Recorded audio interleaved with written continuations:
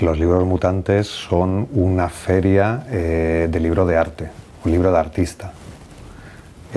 Tanto libros como puras piezas de arte, como fanzines en todos los sentidos. O sea, realmente son publicaciones autoeditadas. Va de eso, libros mutantes. Pero es una feria al uso, vamos.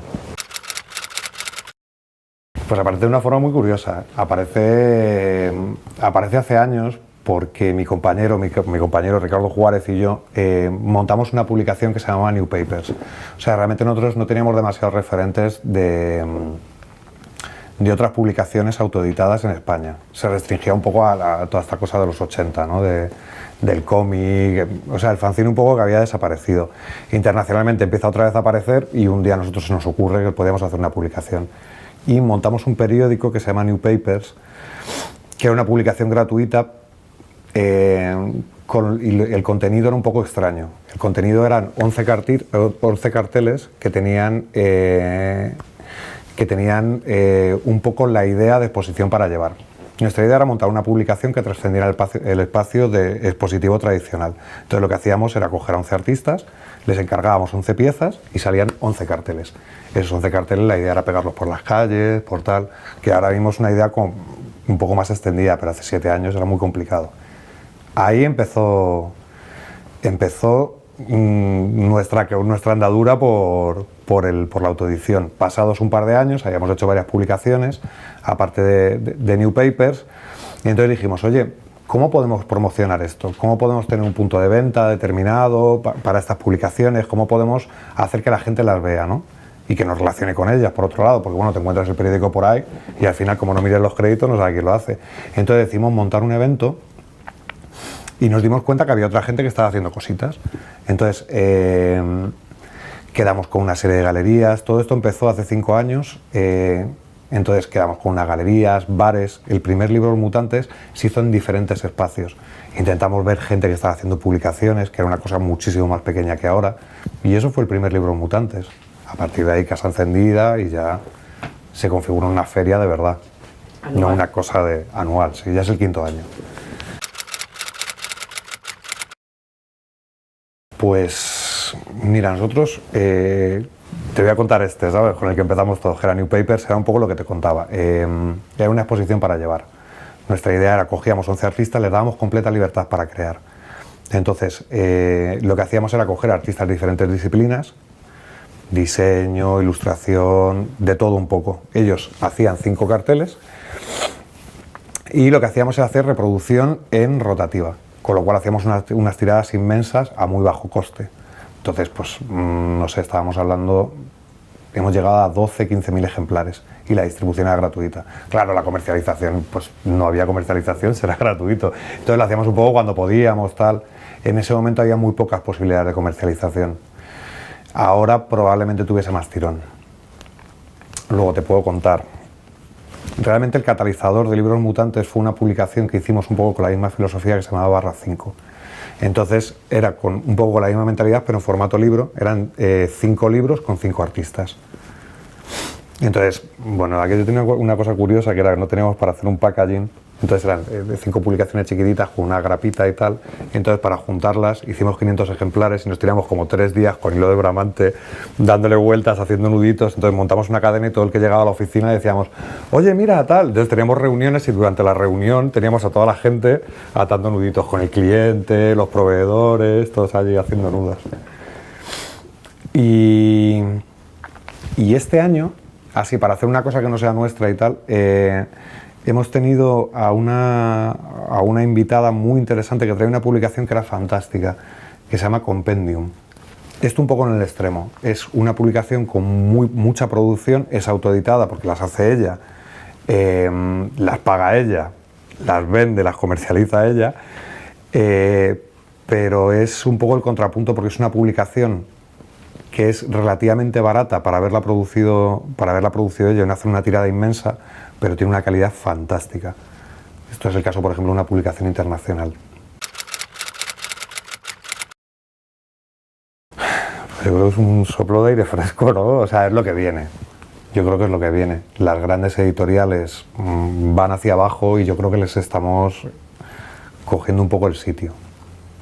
Hay una diferencia muy importante entre lo que se editaba hace 5 años, 6 años, donde las editoriales grandes tenían diferentes partidas presupuestarias, digamos, para los grandes artistas, para un poco las publicaciones mainstream, ¿no? O sea, todo esto que se vende. Pues lo que hablábamos, una antología de Picasso, pues evidentemente la vas a vender, ¿no? La vas a vender en el Vips, y entonces puedes hacer 100.000 ejemplares, no hay ningún problema, no se pasa de moda, no tiene nada que ver con la actualidad, con lo cual pues al final vas a terminar vendiéndola. Y luego tradicionalmente tenían una partida donde arriesgaban un poco más. ¿Qué ocurre? Se ven con menos presupuesto, no arriesgan. Entonces todo ese hueco que ha quedado de gente que tiene necesidad de publicar sus trabajos o de hacer, quizá no sus trabajos, sino hacer trabajos en concretos editoriales, es decir, no es que quiero hacer un libro, no es que quiera promocionar mi trabajo, no es que sea un fotógrafo y quiera hacer un catálogo de mi trabajo, sino que lo que quiero hacer es hacer un libro objeto, un libro por el hecho de ser un libro. Entonces toda esa gente está tomando la iniciativa y haciéndolo por su cuenta. Y por ese lado pues, se presenta un panorama muy interesante, porque claro, la gente está trabajando en cosas que no están sujetas estrictamente a las reglas de las editoriales tradicionales, ni a sus producciones, ni a sus cantidades, ni a ningún tipo de limitación, ¿no? Si no tienes editor, si tú eres tu editor, pues haces lo que te da la gana. Pues yo creo que el concepto del libro mutante es muy interesante porque define muy bien lo que está pasando y lo que va a pasar. La mutación es la base de la evolución y por lo tanto también de la vida, la base misma. Y el libro que muta es el libro que está por venir, la forma de vida más nueva del libro.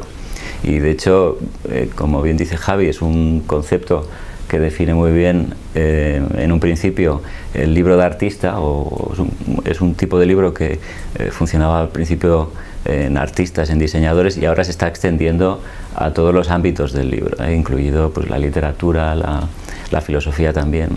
Y en ese sentido, es verdad que las editoriales mainstream, las grandes editoriales que hasta ahora han dominado el ecosistema del libro, pues están retirándose, están perdiendo espacio, y ese espacio lo están ocupando los libros mutantes. En diversos grados hay editoriales independientes que estarían entre medias del libro mutante y de la gran editorial, y progresivamente esas barreras se van rompiendo. En ese sentido es, como tú bien dices, el libro por venir, y el libro que tiene por venir también, porque atiende también a las necesidades de un mercado totalmente en crisis y un cambio de modelo radical. Bueno, pues el burro nace un poco de la misma necesidad de la que hablaba Javi, ¿no? de ocupar un espacio que ya no ocupan las editoriales tradicionales y la prensa tradicional. Nosotros veíamos que había una cierta necesidad de una publicación de crítica cultural. Y en ese sentido, pues como no existía, la tuvimos que inventar, y la hemos inventado con ese modelo de autopublicación, de edición, de autoedición, de autopublicación y de distribución también independiente. Quizás lo que nos singulariza pues, es esa voluntad de ser una publicación periódica, quiere ser trimestral, más o menos. Ha salido el primer número en marzo y ahora va a salir el segundo. Y entonces lo hemos llamado, dentro de esta idea de hacer una crítica de la cultura, materialismo y cultura, en el sentido de que nos interesan las condiciones reales, por así decirlo, materiales de los que se dedican a la cultura, al mundo de la cultura. Pues desde un ámbito, desde un punto de vista muy cercano, muy primero. Y por ejemplo, pues hablando de qué salarios tiene la gente, de qué condiciones de trabajo tiene la gente que se dedica a la cultura. Por ejemplo, en el primer número hay un artículo de Cristina Anglada, que es una comisaria artística que le va bien las cosas y que trabaja mucho y organiza muchas exposiciones, y cuenta cuánto gana al año, y el salario es realmente muy precario, ¿no? En ese sentido también es una cierta forma, un acercamiento a una verdad de las condiciones de la cultura que han cambiado mucho en estos años, ese cambio de modelo del que hablo. Por otro lado, también tenemos artículos más de análisis.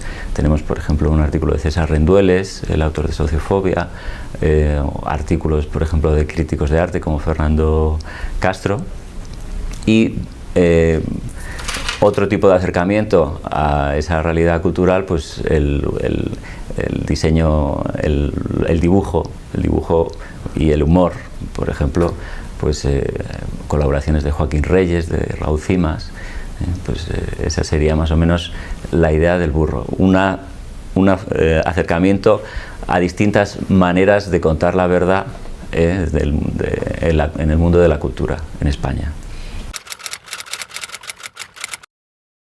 El burro, pues esa idea de acercarse de manera un poco testaruda a la realidad, lentamente, pero con seguridad, y además un animal tan español y tan reivindicable como el burro.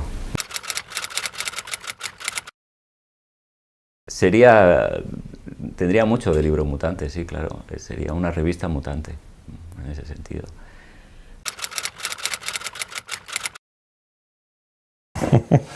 Divertido y precario.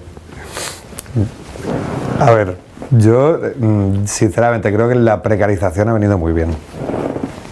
O sea, a lo mejor esto, ¿sabes? Habrá mucha gente que me lo critique, pero me da la sensación de que desde el momento en que las instituciones están dejando de subvencionar muchas cosas, se ha caído un poco el antiguo sistema. Entonces, la gente nueva viene con ideas nuevas, viene con otras maneras. El otro día estaba hablando con una chica, que no voy a mencionar quién es, que está muy establecida en este sistema clásico y tal, y veníamos de ver una exposición de fotógrafos jóvenes, y ella venía encantada, porque decía, a mí me encanta porque ella trata con muchos fotógrafos,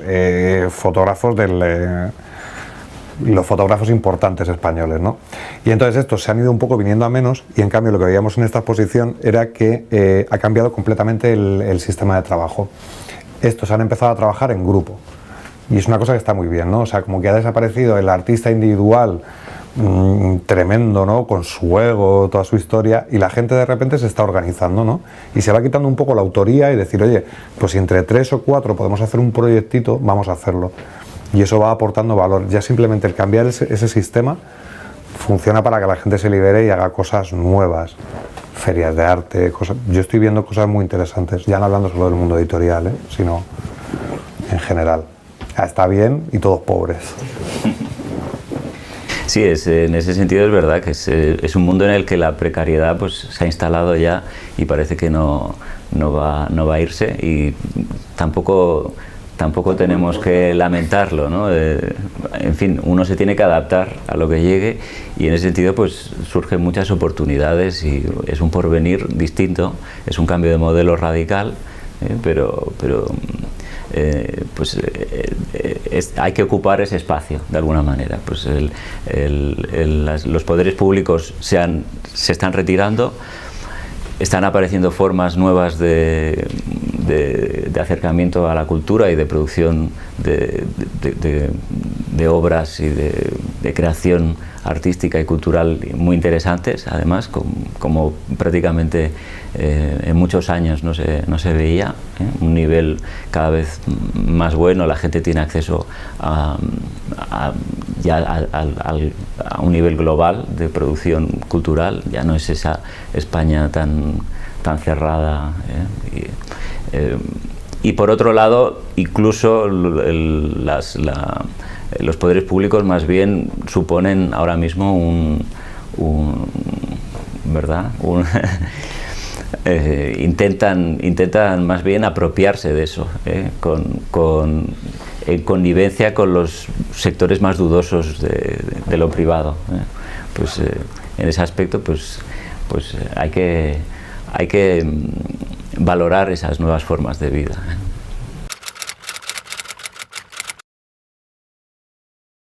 No solo la presión del papel. O sea,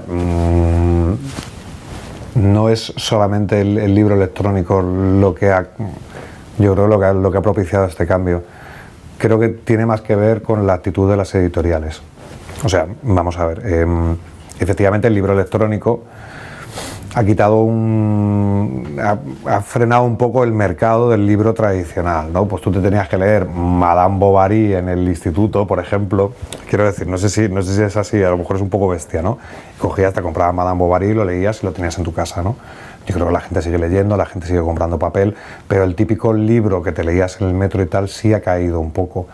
Por otro lado, está un poco la actitud de las editoriales. Creo que, por ejemplo, el Libros Mutantes no ocupa el espacio del libro digital. El libro que aparece ahí es un libro que le interesa a la gente que le gustan los libros.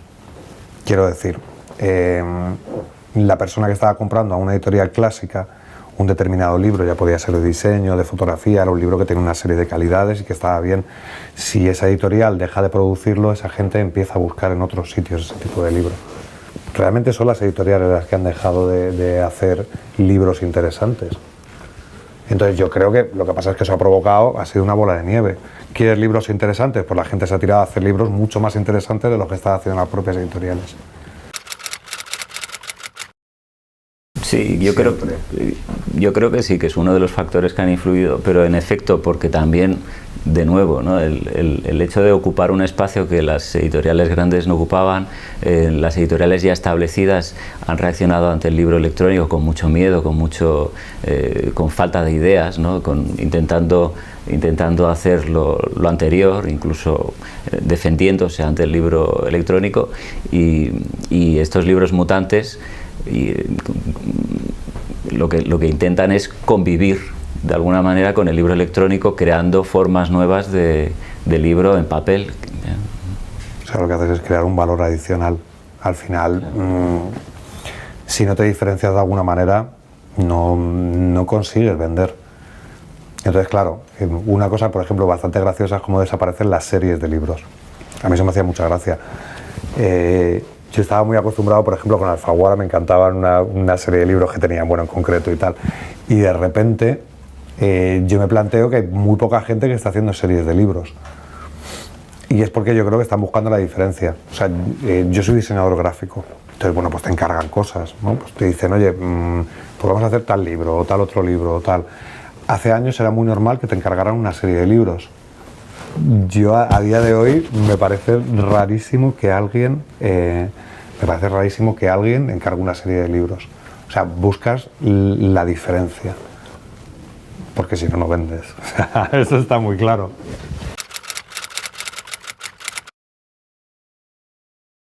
A nosotros no. Como organizadores no. Nos dan muy poco tiempo.